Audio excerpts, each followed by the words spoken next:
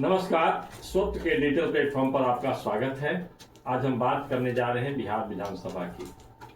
बिहार विधानसभा का चुनाव इसी वर्ष होने वाला है, लेकिन चुनाव से इतर कुछ बातें आज हम करेंगे।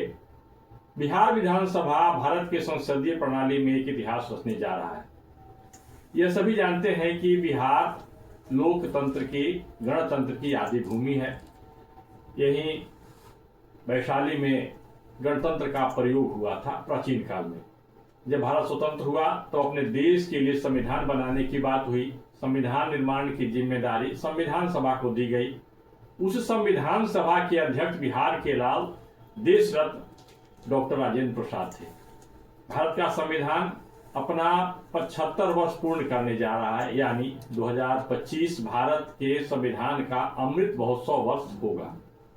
अब हम बात करते हैं उस इतिहास रचने की।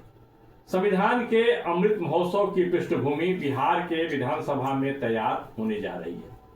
अमृत महोत्सव में जो कार्यपालिका है, जो विधायिका है, उसके संदर्भ में विधायिका का क्या दायित्व होना चाहिए, इस पर गहन चर्चा एक अपेक्षित माना जा रहा है। बिहार विधानसभा में लोकसभा अध्यक्ष के सभापतित्व में संपूर्ण भारत के सभी विधान मंडलों के पीठासीन पदाधिकारी बैठक करेंगे। बैठक कर संविधान की 75वीं वर्षगांठ, संवैधानिक मूल्यों को सशक्त बनाए रखने में सांसद और राज्य विधान मंडलों का योगदान क्या होगा, इस पर चर्चा करेंगे।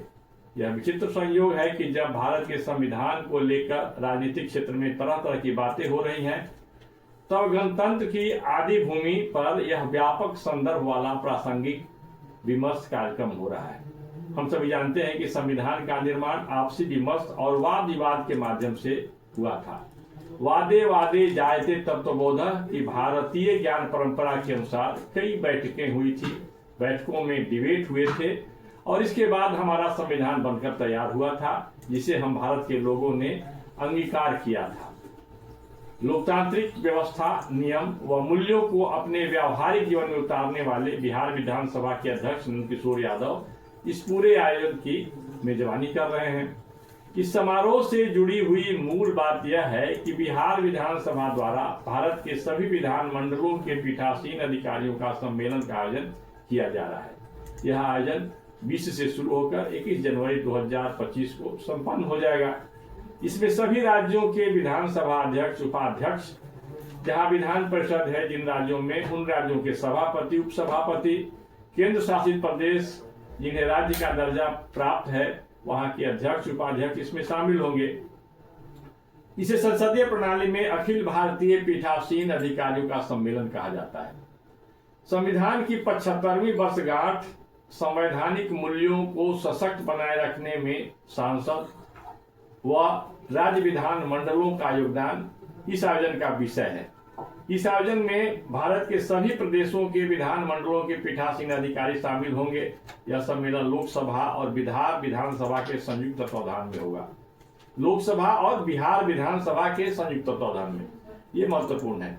लोकसभा अध्यक्ष इस सम्मेलन के पदेन सभापति होंगे। राज्यसभा के उपसभापति हरिवंश भी इस समारोह में उपस्थित रहेंगे। इस सम्मेलन में संवैधानिक मूल्यों को सशक्त बनाए रखने में सांसद एवं राज्य विधान मंडलों का योगदान मुख्य विषय रहेगा, जिस पर चर्चा होगा।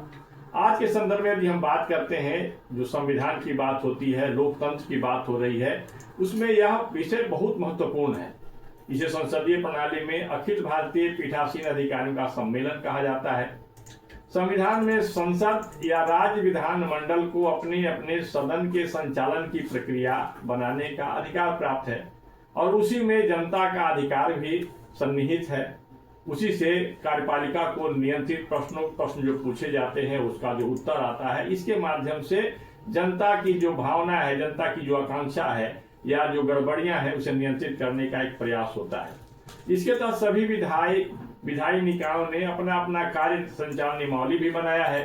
मोटे तौर पर इनमें समानता भी है, परंतु संसद सहित कई राज्यों में कुछ प्रक्रिया एवं नियम अलग अलग हैं, जो उदाहरण के रूप में एक दूसरे के समक्ष प्रस्तुत किए जाते हैं।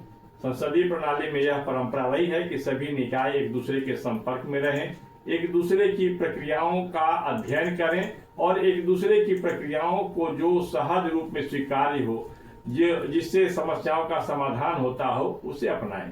इसी उद्देश्य को सामने रखकर यह सम्मेलन अखिल भारतीय स्तर पर प्रत्येक वर्ष किसी न किसी राज्य में होता है। इस बार 43 वर्षों बाद यह मौका बिहार को मिला है।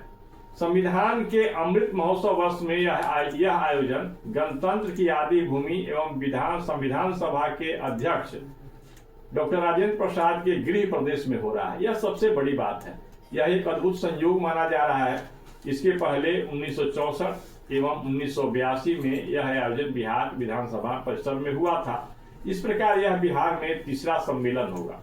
6 एवं 7 जनवरी 1964 को विधानसभा अधिकारियों का पहला सम्मेलन जब बिहार विधानसभा में हुआ था, उस समय लक्ष्मी नारायण सुधांशु बिहार विधानसभा के अध्यक्ष थे। वो एक जाने माने साहित्यकार थे और अध्ययनशील व्यक्ति थे। वे संसदीय परंपरा के तज्ञ भी थे। इस बार बिहार विधानसभा अध्यक्ष नंदकिशोर यादव के संरक्षण व मार्गदर्शन में यह आयोजन हो रहा है।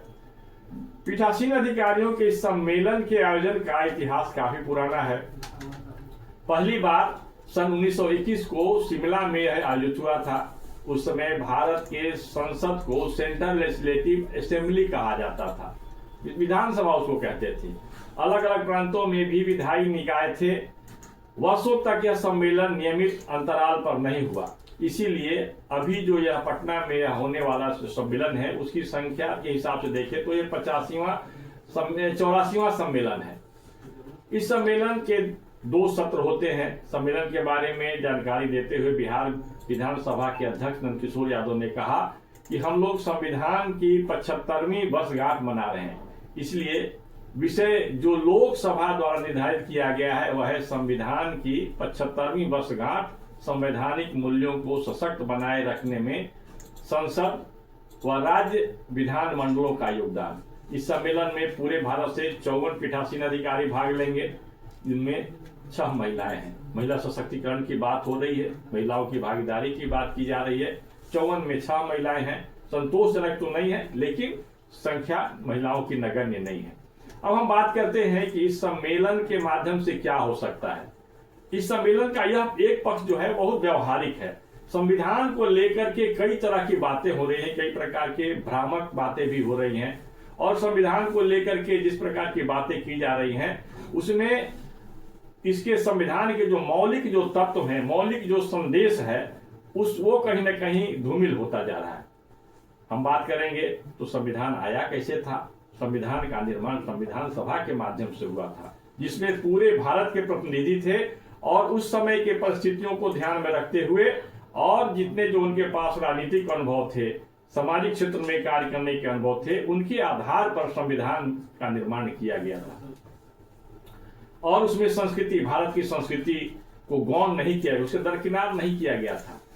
आप जानकर के हैरानी होगी कि संविधान में जैसे ही सेकुलरिज्म शब्द लाने का प्रस्ताव लाया गया था तो उसे बहुमत से खारिज किया गया, क्योंकि सेकुलरिज्म लाने के पीछे जो तर्क दिया जा रहा था कि धर्मनिरपेक्षता, उस समय के एक नहीं 7 सांसद प्रतिनिधि उठ करके और कहा कि धर्म अलग है और पंथ अलग है, मजहब अलग है।